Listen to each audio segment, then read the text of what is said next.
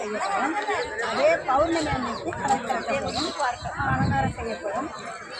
வருஷத்துக்கு 2 வருஷத்துக்கு மார்கழி தை மார்கழி மாதத்தில் திறக்கப்படும் சிவன் கோயில் அலங்காரம் செய்ய நடக்குது.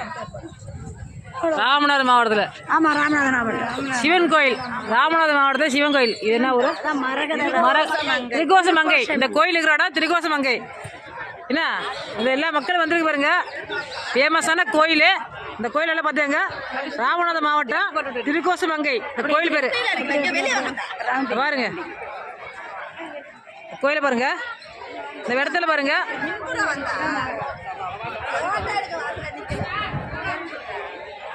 இந்த கோயிலோட ஃபேமஸ் அவ்வளவு ஒரு இது பாருங்க கோயிலை.